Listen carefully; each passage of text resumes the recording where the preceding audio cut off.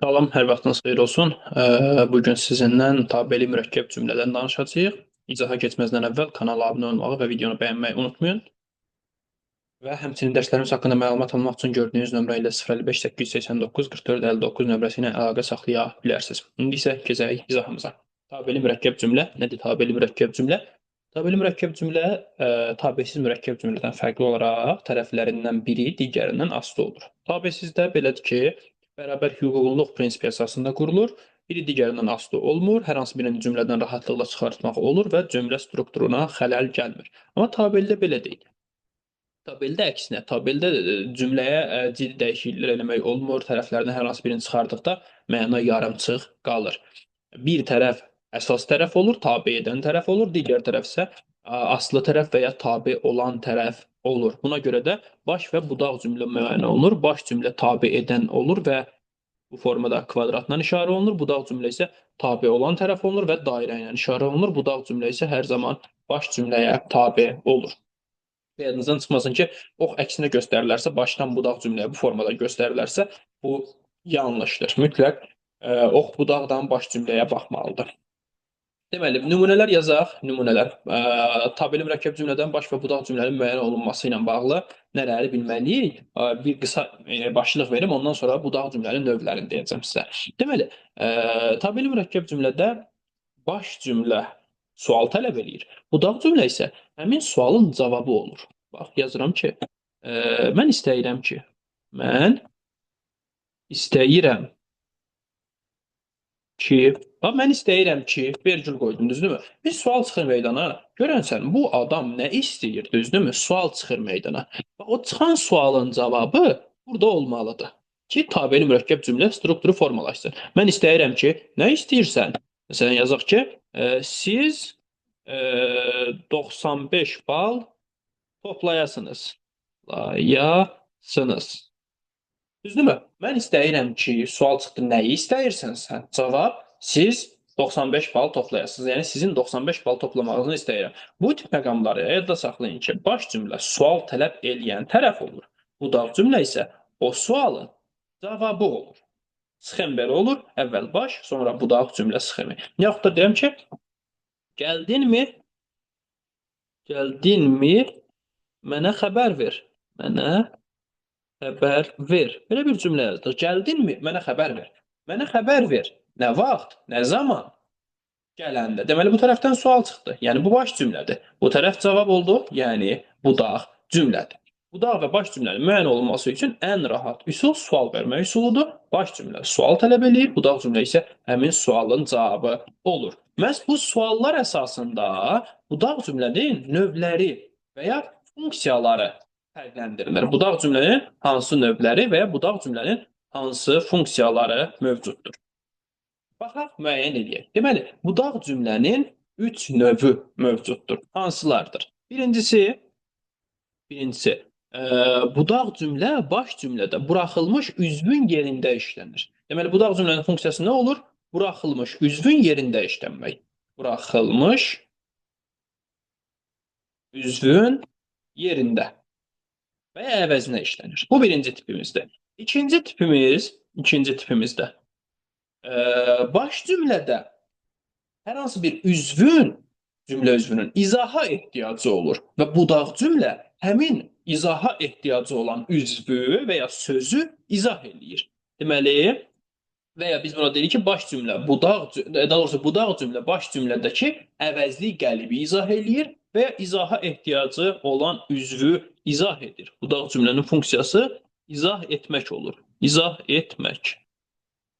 Və üçüncü, sonuncu növündə isə budaq cümlə sadəcə baş cümlənin məzmununa aid olur.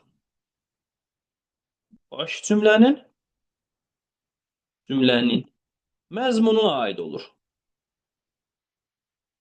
Deməli, bu üç tip bəs yaxşı, biz bunları bir-birindən necə fərqləndirəcəyik? Bunun da sadə üsulu var. Yenə də bizə sual vermək kömək eləyəcək. Bax, yazıram ki, düşünürəm ki, yaxud da ki, ya düşünürəm ki, ya da gəldim ki, səni görüm. Səni görüm, düzdürmü? Gəldim ki, səni görüm. Baş cümləni müəyyən eləyək. Gəldim ki, niyə, nə üçün? Səni görüm deyə, düzdürmü? Deməli, birinci tərəf sual tələb eləyir, ikinci tərəf cavab olur. Yəni əvvəl baş cümlədir, sonra budaq cümlə bu sxemdədir. İndi nəyə diqqət yetirirsiniz? Bizim baş cümləmiz gəldim ki ifadəsidir. Bax budur. Gəldim ki, sual çıxır niyə? Düzdürmü? Niyə? Baxın, niyə sualına cavab verən söz və ya ifadə baş cümlədə varmı? Baş cümlə hansıdır? Gəldim ki ifadəsi. Burada niyə sualına cavab verən söz və ya ifadə varmı? Xeyr, yoxdur. Yəni burada niyə sualına cavab verən həmin söz və ya ifadə buraxılıbdır. Budaq cümlə isə işlənib ki, onun əvəzinə, onun yoxluğunu kompensasiya eləsin bir növ. Yəni gəldim ki, niyə? Bax, niyə sualına cavab verən ifadə gəldim ki, bu cümlədə yoxdur. Davamındadır. Budaq cümlədədir. Səni görmək üçün, düzdürmü? Əslində bu cümlə belə olmalı idi ki, səni görmək üçün gəldim, düzdürmü? Amma o səni görmək üçün ifadəsi baş burada buraxılıbdır. Nəticədə də budaq cümlə meydana çıxıbdır. Yəni budaq cümlə baş cümlədə buraxılan üzvün yerində, əvəzində işlənibdir. İkinci tipdə bu belə olmur. İkinci tipdə biraz fərqli olur. Bax yazıram ki, məqsədim budur ki siz uğur qazanasınız.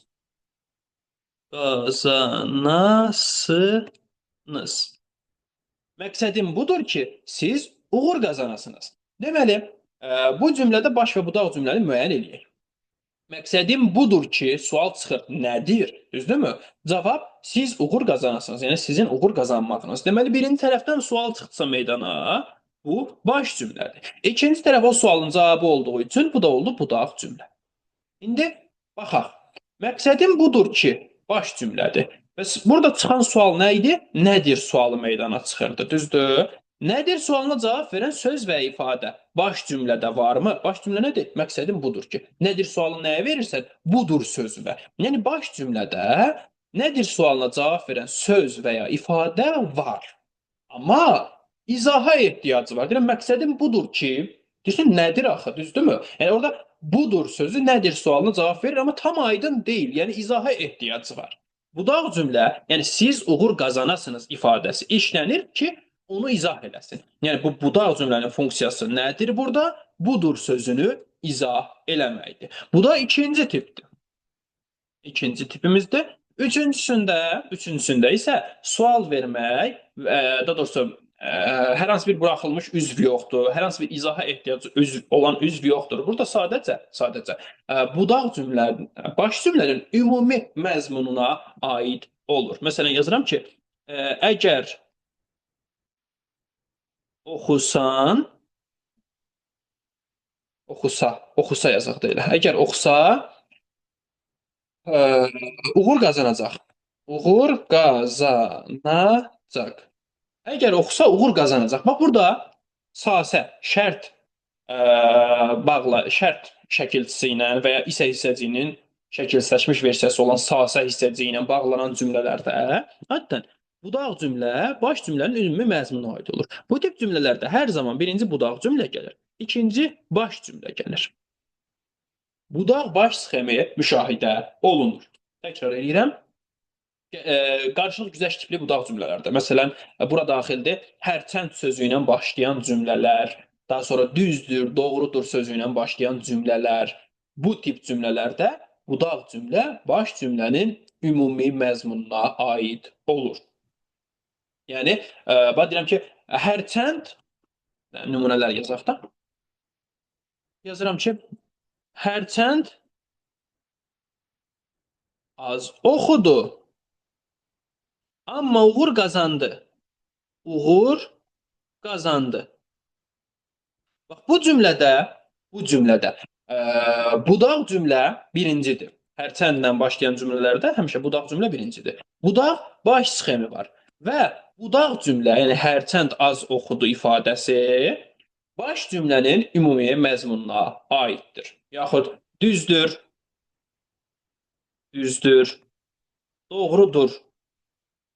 Bu sözlərlə başlayan cümlələrdir. Məsələn, burada hərçənd olmazdı, yerinə olardı düzdür, az oxudu, amma uğur qazandı. Yaxud doğrudur, az oxudu, amma uğur qazandı. Bu tip cümlələrdə əvvəl budaq cümlə, sonra baş cümlə gəlir və budaq cümlə baş cümlənin ümumi məzmununa aid olur. Bax, bu budaq cümlənin funksiyaları və ya biz buna budaq cümlənin növləri deyirik. Təkrar eləyək. Neçə növ oldu? 3. Hansılardır? Birincisi, budaq cümlə baş cümlədə buraxılmış üzvün yerində işlənir. Yəni, baş cümləyə sual verirsən, həmin o suala cavab verən söz və ya ifadə baş cümlədə olmur. Olmur. Məsələn, gəldim ki, niyə, nə üçün? Fikir verin, niyə, nə üçün sualına cavab verən söz və ifadə varmı baş cümlədə? Xeyr, yoxdur. Əvəzinə hardadır? Budaq cümlədə. Bu birinci tipdir. Yaxud deyirəm ki, düşünürəm ki, sual çıxır, nəyi? Məsələn, yaxşı, nəyi sualına cavab verən söz və ifadə varmı orada? Xeyr, yoxdur. Deməli, buraxılmış üzv var. Budaq cümlə işlənir ki, onun əvəzinə, onun funksiyasını yerinə yetirsin, kompensasiya eləsin. Düşünürəm ki, siz haqlısınız. Məsələn, bu cümlə. İkinci tipdə budaq cümlə baş cümlədəki izaha ehtiyacı olan üzvü izah eləyir və ya əvəzli qəlibi izah eləyir deyirik biz buna. Bu ikinci tipdir.